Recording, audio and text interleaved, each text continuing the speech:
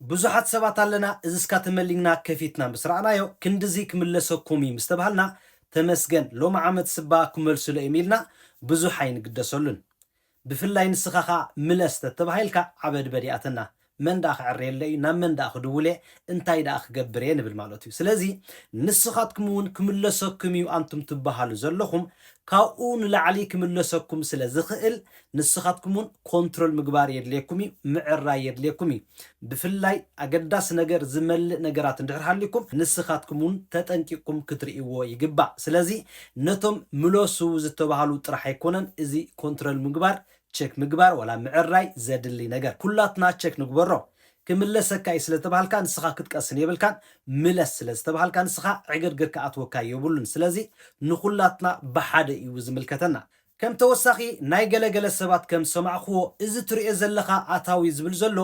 ብሙሉእ እዚ ናብ ኮንተይ ኣይመፀን ስለዚ ዶመዘይ ጌጋ ገይሮም መዝጊቦም ኣለዉ ንብል ኣለና እዚ ግን እቲ ንስኻ ናብ ኮንተኻ ዝመፀካ ሰልዲ ዘይኮነ ንስኻ ትሪኦ ዘለኻ ሓፈሻዊ ኣፍታ ዓመት የእቲኻዮ ዘለኻ ቀረፅ መንግስቲ ከይጎደለን ከሎ እዩ ተወሳኺ ነገር እውን ናይ ባንክታት ረንት ዝተዋሃብናዮ ሰልዲ እንድሕር ሃልዩ እውን ኣብኡ ተደሚሩ እስካት ስለትኸፍለሉ እዚ እውን የባዝሑ ስለዝኾነ እዚ ትርእይዎ ዘለኹም ብዝሒ ኣታዊ ኢሉ ዝገልጽ ዘሎ ዘይናትኩም ከይመስለኩም ስለዚ ናታትኩም እዩ ስለዚ ባዕልኻትኩም ክትቅይርዎ ከይትፍትኑ ኣብቲ ክንድዚ ኣታዊ ጌርኩም ኣለኹም ዝብል ምናልባት ናይ ብሓቂ ጌጋ እንድሕር ተኮይኑ ግን ምስናትኩም ወሃብ ስራሕ ተዳዊልኩም ንስኻትኩም ክንድዚ ኣትሎ ስለምንታይ እዚ ጌጋ ድዩ ዋላ ቆንዒልኩም ክትሓቱ ዝግባኣኩም ሼር ላይክ ኮመንት ናብ ብዙሓት ክትበፅሕ ቴንክ ዩ